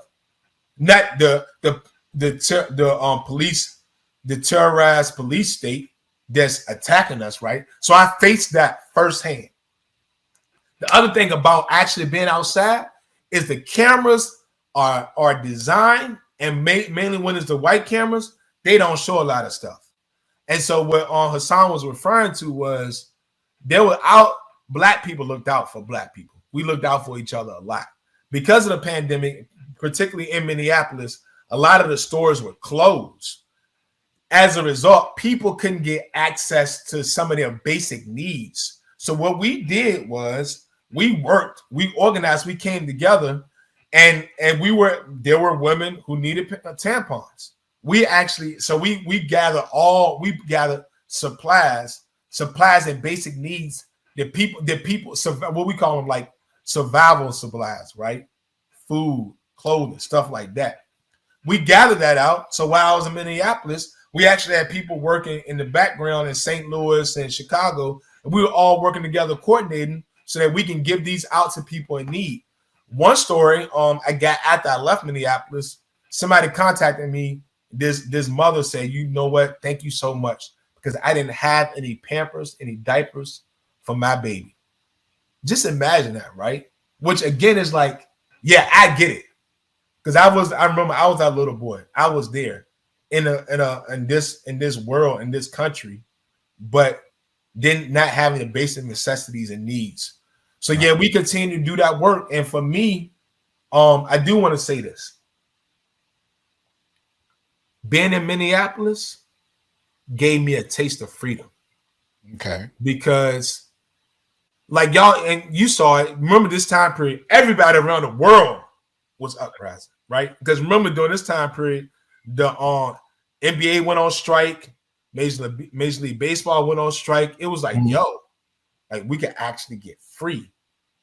The part about this that I want to and I actually, I'm gonna let y'all know. I actually talked to George Hill and Wesley Matthews for the Bucks, because with the Kenosha shooting, we had just came back from Minneapolis, and with the Kenosha shooting, it was like, all right, what should we do in Milwaukee? Well, since we were outside, they was talking to my organization about that. So that's on one hand on the organizer front. On the other hand, let me tell y'all about black men in the movement. Let me give y'all some behind the scenes stories on how this. Remember how I told you how the camera goes to particular places and they're orchestrating the particular narrative? Well, when I was in Ferguson, so every year on August the 9th, and I actually going there in 10 days back to Ferguson. Every year on August the 9th, we have a memorial and a commemoration to check in with the family, Mike Brown's family, and to remember what happened to Mike Brown. Last year, had your boy tight. So we talking to Mike Brown's family, right? And people in my organization know Mike Brown and know the family personally. They share that they are struggling financially. You gotta be effing kidding me. How much money was given to Black Lives Matter and was given in behalf of Mike Brown, and they are still struggling? Let that sink in, right? So what we did last year, we actually had this program what we call fathers of the movement. Because if you notice, a lot of the media attention focused on mothers of the movement. Well, what we did was we had Mike Brown Sr. and several other fathers of sons, right, who were killed by the police or the police was responsible for their murders. It was powerful. One of the things that one of the big takeaways was seeing, I was there in person, so I felt it. So seeing and experiencing, not just when a parent loses their child, but when the father loses his son. Because all of them, it just so happened that they all had boys. They had boys, they had sons that died. And they shared this experience of this was my son. This was my boy. And think about it for Mike Brown, this was Mike Brown Jr., right? And multiple of the fathers had juniors.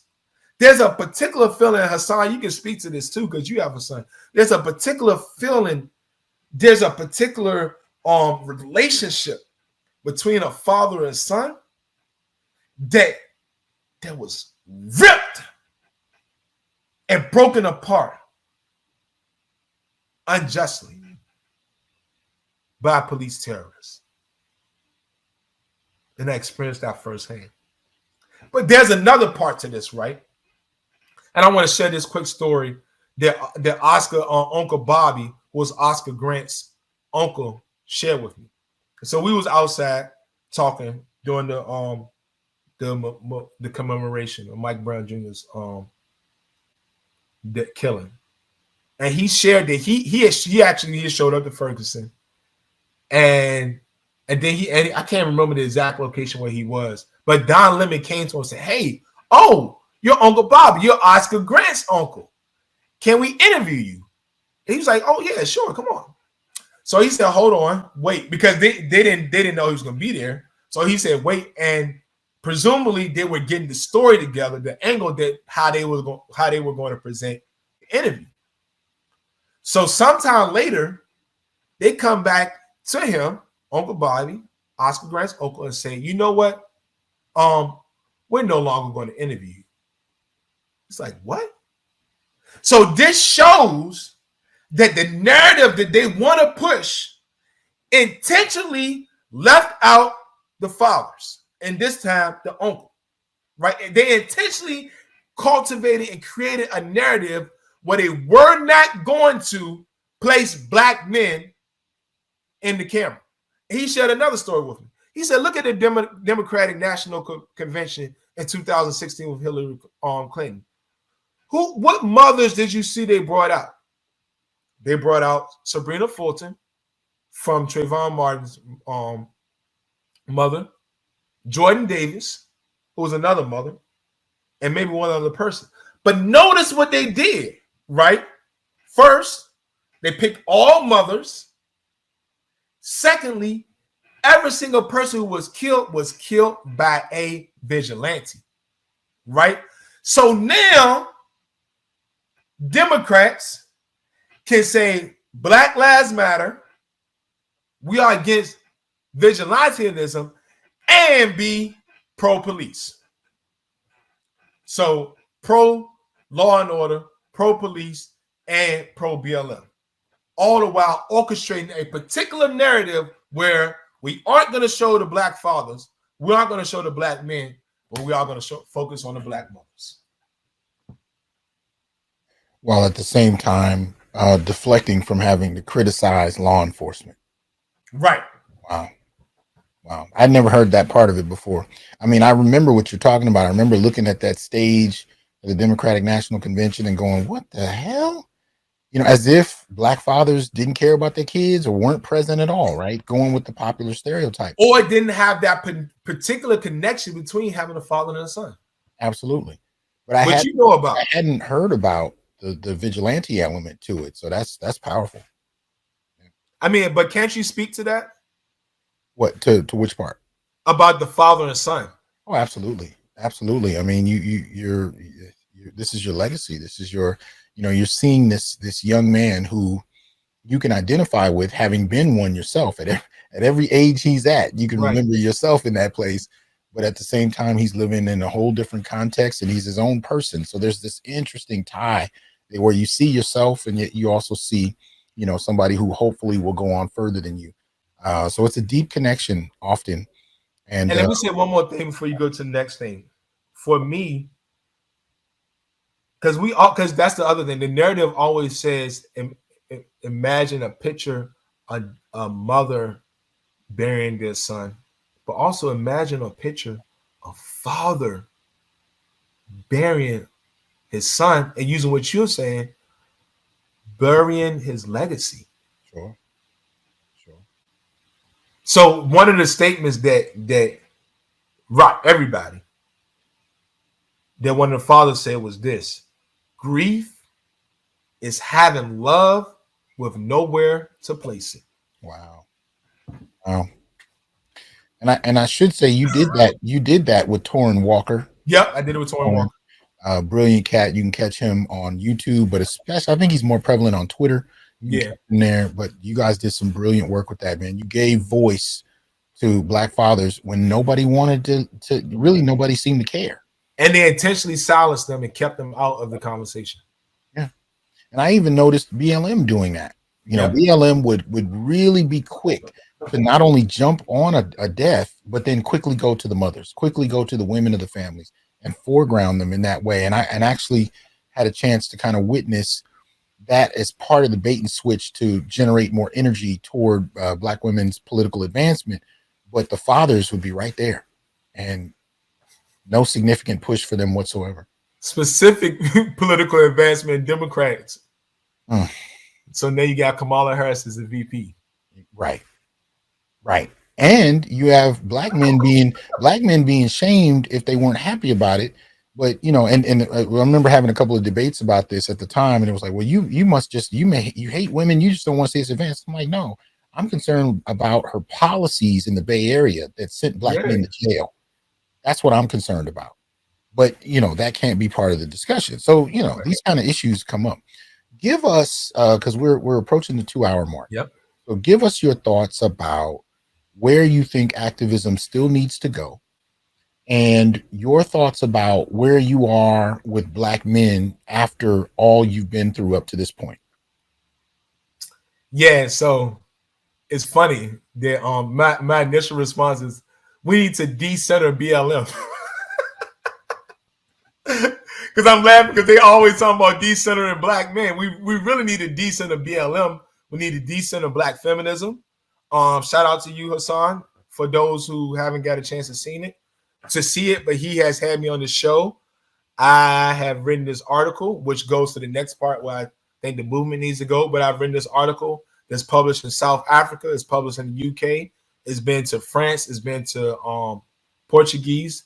And basically in the article, I lay out how BLM essentially became a tool to push Black feminism to the masses. And so we need to decenter BLM. We need to decenter Black feminism. And get this, the most important reason why is because how much Black feminism leads to disunity, right? And so for me, moving forward, and I just shared this the other day, the biggest obstacle to Black freedom is the lack of Black unity. So because there's so much divisiveness and so much division and so much of infighting that we're fighting each other, that's what I contend is stopping us and what we need to move forward, right? And so for me, this moving forward is having a sense of, you know what? Black men are actually Black. And I say that because it's so much of contemporary movement is as if we aren't even Black. Because what has happened is from this feminist narrative we have been pushed to the point of where we're actually being presented as patriarchal. Let this sink in. A black man being patriarchal, and let me be clear about what I mean by patriarchal. Because remember, patriarchy for black feminists have a particular language. Patriarchal in the sense that we want to have dominion and rule over people, right? And so because we are patriarchal, because we are male, we have access to this privilege. What in the world are we doing? What kind of world are we living in that people actually think that black men have patriarchy and privilege? So for us to move forward in the movement, right, we need to get to a place of unity, but some place of unity where we recognize and value all black people, but not in the sense where we need to profit off of black male death, and not just black men and death, but profit off of the subjugation of black male lives.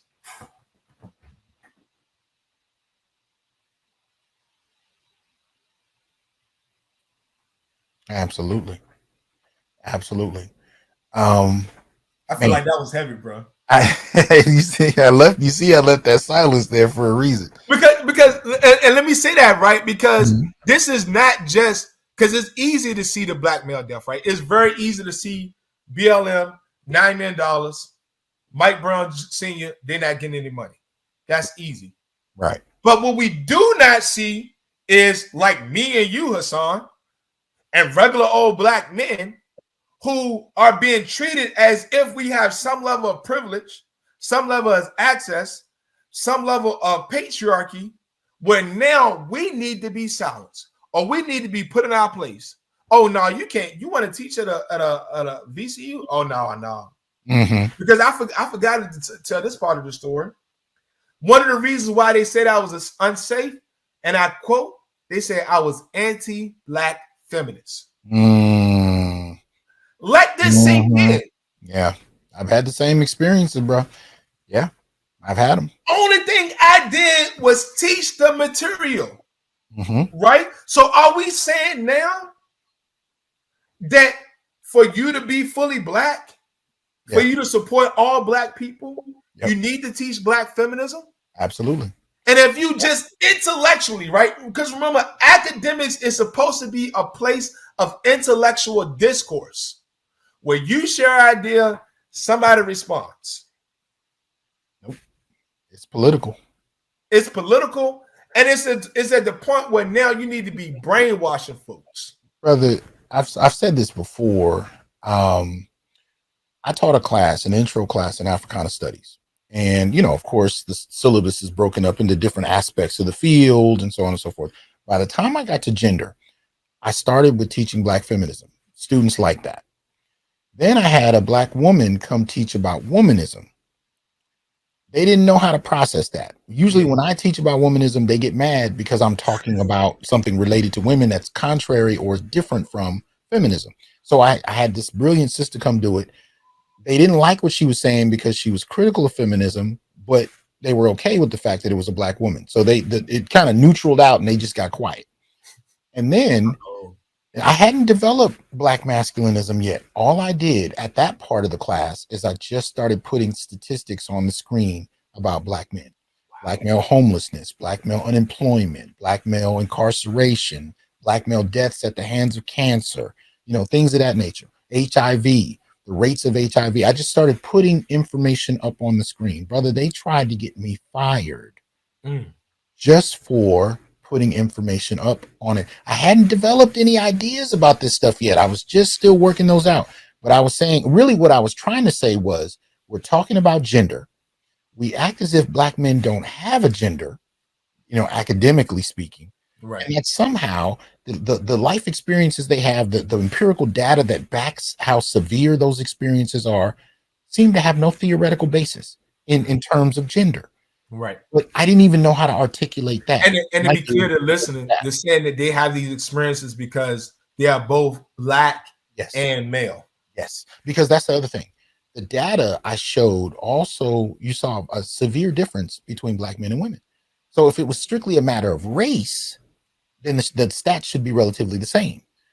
and so we deal with gender in terms of women and girls and LGBT. We deal with race in terms of blackness as a flat kind of idea. But when you start to see stats in the most severe and critical areas that are due to black and male, in that same kind of way, there's not a lot of theoretical frameworks for that. Intersectionality doesn't properly account for that dynamic. And this is where Dr. Tommy Curry's The Man Not comes in. This is where my work in Black masculinism comes in. But prior to that, because this was prior to The Man Not, matter of fact, I even had Tommy speak to my class that particular semester. They wanted to fight with him, and they even tried, and it's embarrassing. I have the video on YouTube, and I leave it up for all to see. He spanked that entire class, and in a way I'd never seen before. But it gave pride to some of the young men in the class who disagreed with some of the feminist logic, but did not have the means to articulate themselves. Absolutely. So, and I myself, even though I was more advanced than the students, of course, the black male students I'm talking about, I was still working on that. But just seeing the vitriol coming at the mere mention of statistics. You didn't make any claims. No, I didn't make any claims, but just at the fact that black men experience something worse than any other demographic in their own community, which suggested there's something going on with black men that's not being explained, theoretically. That in and of itself was grounds for the students to feel entitled enough to have me gone. And they, by the way, I had rave reviews. This might have been 2/3 into the semester. Rave reviews the entire course until I started putting the stats on the board. And then it was everything from you hate women to you support rape. And I was like, what the hell? Like, where did that even come from? That's the kind of entitled attitude people have at black men beginning to theorize about their experience. That's the vitriol coming down. And they were unsuccessful in getting you fired. But there was literally 2 students. That's all it took in my situation to get rid of me. Yeah. Yeah. I never actually talked about this part of it. I think the only reason that they couldn't get rid of me is this was kind of a favor I was doing for a friend at another university. So I was teaching just the one class. I think I was teaching 2 that semester, but it was done as a favor to another university, a friend of mine who was at this other university, and she really needed somebody to teach. So I was helping her out. And when the students complained, they brought me before the chair, who I was there to teach for. So she was like, no, everything he said was empirically backed. There's nothing wrong with it. And they got so angry that she wouldn't back them. They took it to the provost. And when we went to the provost, she tried to threaten me. So one of the things I did is I sent it to her in writing, some of the data on, Title IX and some of the other things going on in terms of this whole question of gender and sexuality, and how what black men experience is still representative in that language, even though it's written fairly neutrally. But then the other thing I mentioned was that, she was threatening me with the job. She was saying, well, we might not need you here again. And I was like, I have another job. I'm not worried about it. I'm doing a friend of mine a favor. And because she couldn't hurt me, and she saw me kind of push back legally, and I may be getting some of the legal details wrong because I'm just saying it in passing, but I had it all written out and had it all cited and sent it to her in a letter. She backed off. She backed off because one of the other things she wasn't used to was a black man legally letting her know in terms of the law, we can go there if you really want to. And you'll find that you'll not like where this goes, because contrary to popular treatment in academic discussions, by force of law, what I'm talking about in regard to teaching about black men, we can go to court on it. I'm actually in alignment with policy as far as that's concerned. It's just that most people don't enact that to the benefit of black men and boys. And she wasn't used to that. She wasn't used to the pushback. She wasn't used to someone that wasn't afraid to lose the job. And she wasn't used to the language that took all of these gender policies and applied them in the interest of black males, who people are comfortable assuming, again, have no gender. Because when you talk about women and gender studies, what that usually means is female and LGBT. Heterosexual men, let alone heterosexual black men, are virtually not considered to have a gender worth studying in the academy. Which is why I'm like, are they even black? Because they're only treated as male. Yeah, exactly. And then the other part for the listeners who may not get this point, a lot of this academic discourse that we're referring to is influencing mainstream. And that's what I talk about in the article. But they're influencing the TV shows that you watch. They're influencing the movies. They're influencing the political domain. They're influencing all of it. So I know usually people think, oh, they're just some academics, don't pay any attention to them. Usually that would be the case. But in this situation, they're influencing the masses. So that's why all of this is so important. No, I mean, if you really look at it, BLM is actually the product of a theory-based, initiated a couple decades prior. Intersectionality is one of the things you'll hear most from BLM activists, many of whom have studied gender theory at a university, so on and so forth. But when you look at the basis of intersectionality, formally speaking, it comes across in terms of Kimberly Crenshaw and her late 80s work. I think it's 1989. Yep. They are, so these theories and ideas that we're told have no merit in the real world absolutely do. These are the ideas given over and over again for decades. And then you start to see it happen in activist spaces and corporate spaces and policy spaces. It may take a little time to resonate, but ideas in the academy trickle down into the real world. And every policy, every practice you see going on in society has a theoretical base in the university at some level.